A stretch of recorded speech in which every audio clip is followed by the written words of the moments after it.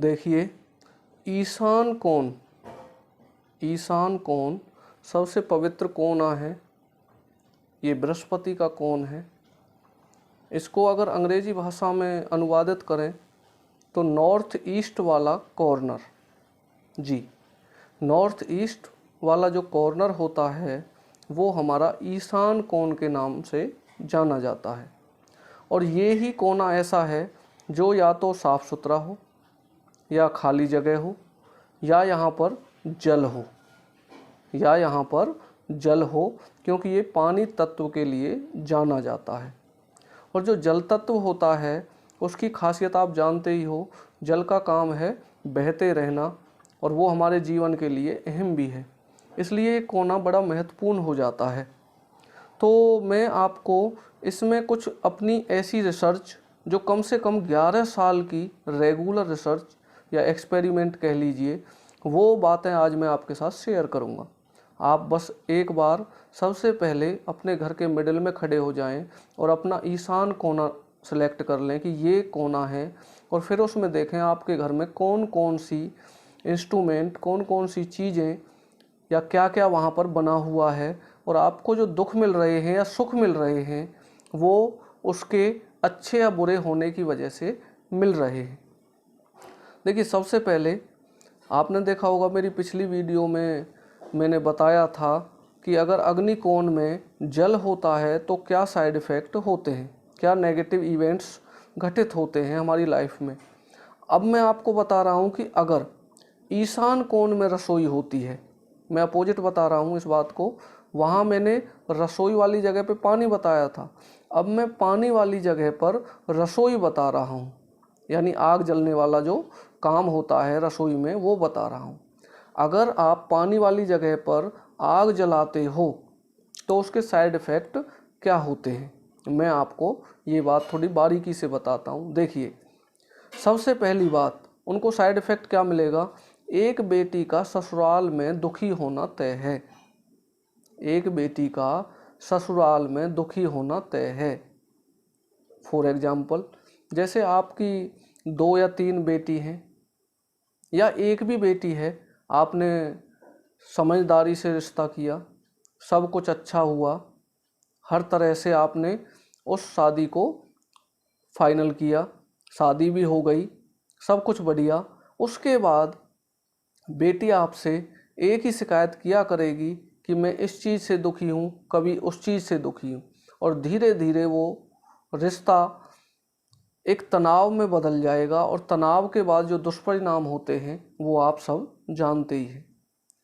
जब ईशान कोने में यानी नॉर्थ ईस्ट जोन में रसोई होती है, आग जलाई जाती है, तो वहाँ उस घर के अंदर तनाव का वातावरण रहता है। जी हाँ, डिप्रेशन में लोग रहते हैं।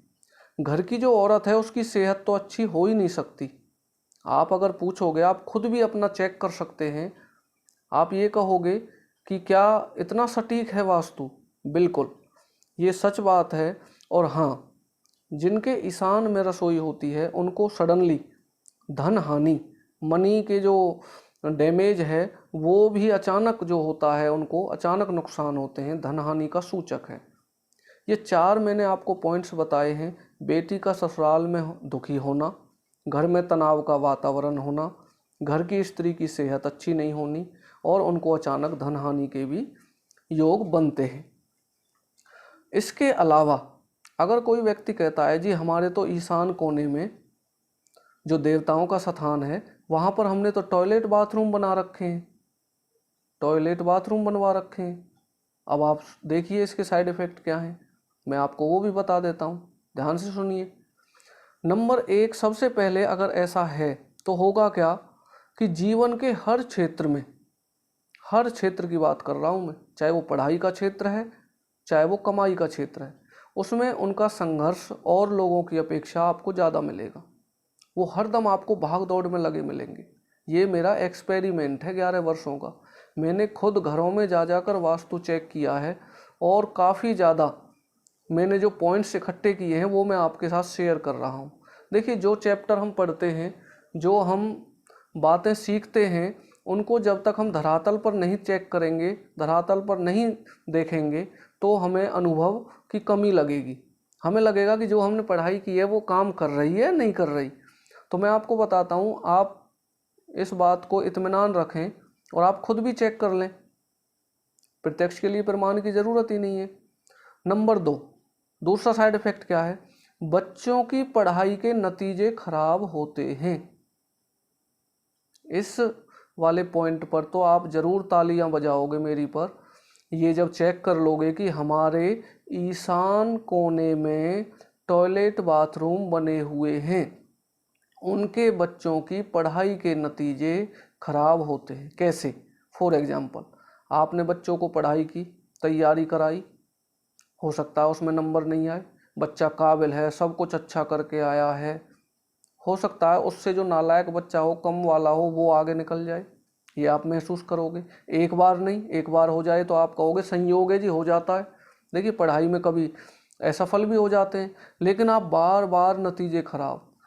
और इसके अलावा जो बच्चा पढ़ाई कर रहा है, जो बच्चा पढ़ाई कर रहा है जिस भी फील्ड में, आप आखिरी में जाकर के जब देखोगे तो वो उसका रिजल्ट भी किसी ना किसी रूप में, जैसे कि पढ़ाई उसने कर ली इंजीनियरिंग, अब वो कह रहा है जी मैं इंजीनियर नहीं बन रहा, मेरा मन ही नहीं करता, मैं तो कुछ और बनूंगा।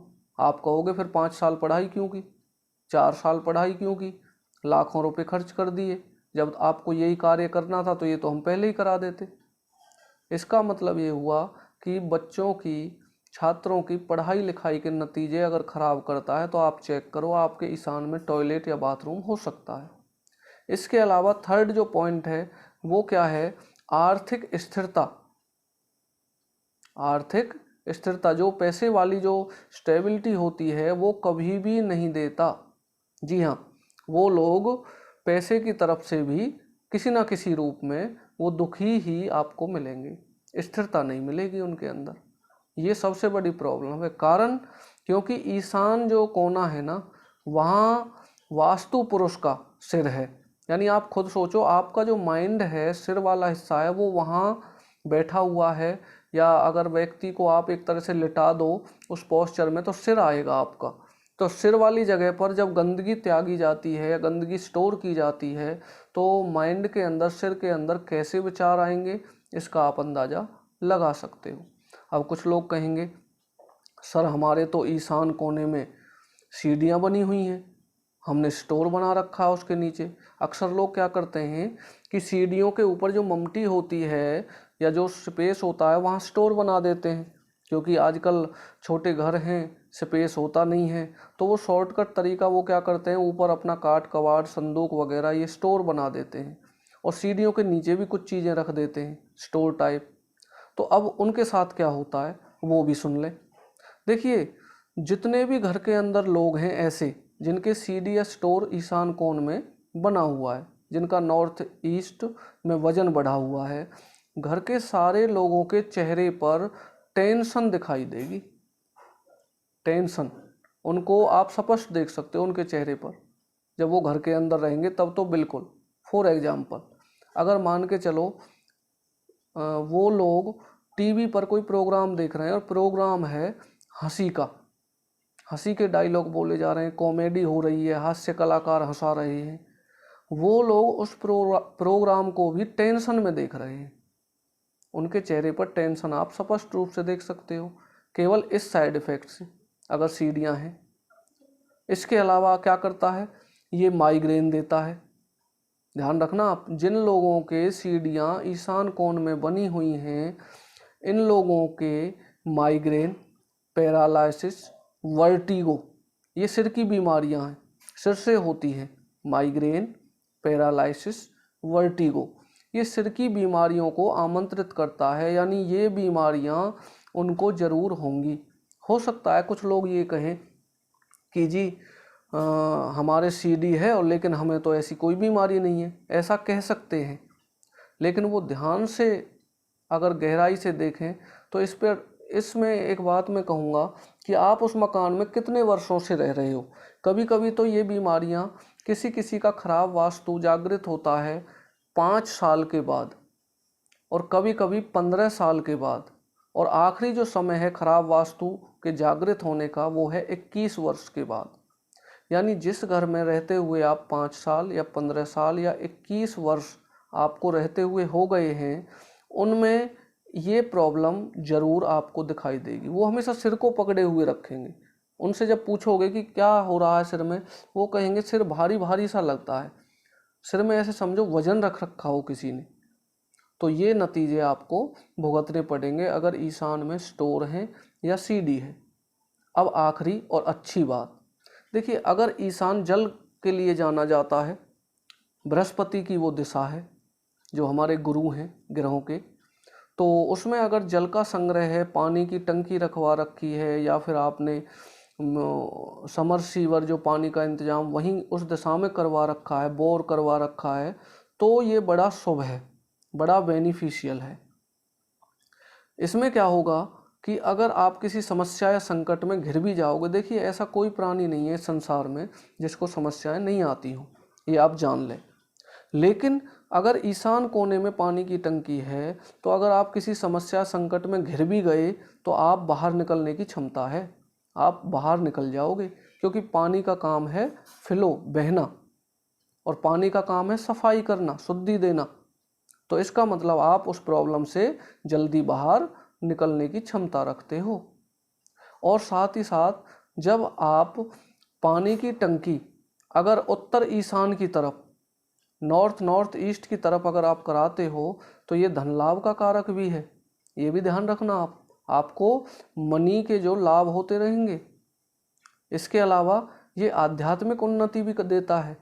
आध्यात्मिक उन्नति मीन्स वो लोग धार्मिक वृत्ति के होते हैं, लोग उनके बारे में अच्छी बातें करते हैं कि ये लोग तो बड़े सज्जन हैं, सज्जनता की मूर्ति हैं, ये कभी किसी का बुरा नहीं कर सकते, ऐसी सोच हो जाती है बाहर के लोगों की अगर किसी का ईशान में जल संग्रह है।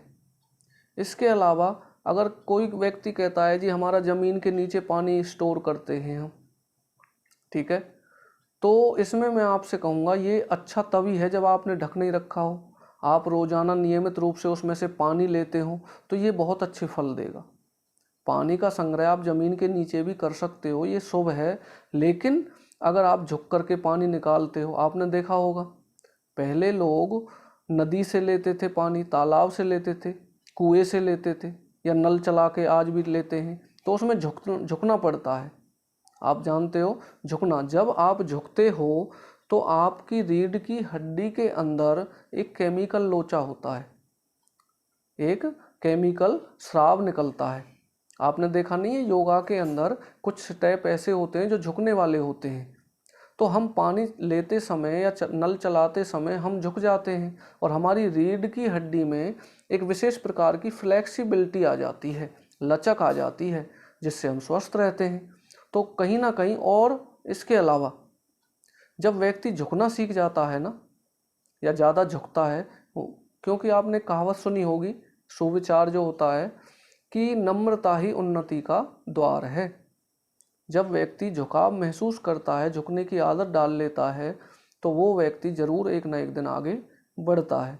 तो ये थे आपके ईशान में जल संग्रह करने के बेनिफिट। साथ ही साथ मैं अब आपको आखिरी जो बात बता रहा हूँ वो आप हैरान रह जाओगे। आपने अगर ये नहीं सुना तो आप समझोगे कि आपका जीवन व्यर्थ है। उसका रीज़न मैं बता देता हूँ। देखिए, ईशान कोने में अगर किसी भी नवविवाहित जोड़े ने बेडरूम बना लिया, क्या बना लिया जी? बेडरूम। यानी किसी जोड़े की शादी हुई, अब उनका घर इस तरह की व्यवस्था से बना हुआ है कि वहाँ बेडरूम मिल गया जी उसको। अब उसको तो पता नहीं है, वो तो खुश हो रहा है। अब वो जगह है बृहस्पति की, और शादी होने के बाद इंसान शुक्र में शामिल होता है, यानी बिस्तर वाले सुख भोगने होते हैं। अब आप सोचो, बृहस्पति बुरा मान जाएंगे। वो जगह है मंदिर की, पानी की, या खाली जगह की। अब वहाँ जब बेडरूम होकर के मियाँ बीवी जो अपने शादी वाले सुख भोगेंगे, तो वहाँ होगा क्या, वो मैं आपको बता रहा हूँ। आज वो लोग जिनका तलाक हो गया है बिना वजह के, और उन्हें वजह समझ में नहीं आती, ख़ास तौर से उनके घर वालों को वजह समझ में ही नहीं आती कि उनके बच्चों का तलाक किस वजह से हो गया।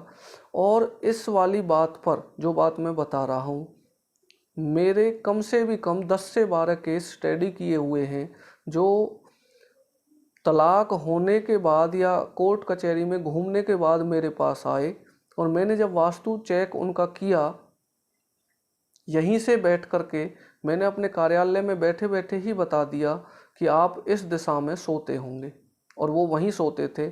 और गलती दोनों की नहीं थी, गलती थी दिशा की। जो ईशान कोना है, अगर उसमें आप बेडरूम बनाते हो तो उसमें क्या क्या साइड इफ़ेक्ट आपको देखने को मिलते हैं। नंबर 1, अगर उसमें कोई नवविवाहित जोड़ा रहता है तो आप महसूस करोगे कि सबसे पहली बात तो ये कि उनको डाइवोर्स या सेपरेशन का योग लाकर खड़ा हो जाएगा उनकी लाइफ में। बिल्कुल, इस बात को आप सबसे पहले जान लें कि उनमें, उनके घर में आप समझ नहीं पाओगे कि ये दोनों लोग, चाहे बेशक उन्होंने लव मैरिज की है या सब कुछ ठीक है या कुछ भी, वो 3 से 6 महीने में एक ही रट लगाएंगे कि हमें सेपरेट होना है, हमें डाइवोर्स लेना है। इसके अलावा उनको बच्चा होने का योग भी न के बराबर समझो, उनको बच्चा होने का योग न के बराबर है अगर इस जगह पर वो बेडरूम बनाकर नियमित रूप से सोते हैं, नवविवाहित जो जोड़ा है। और शादीशुदा जो जीवन है उनका, उसमें संघर्ष आ जाता है और एक दूसरे की गलतियां ढूंढते हैं।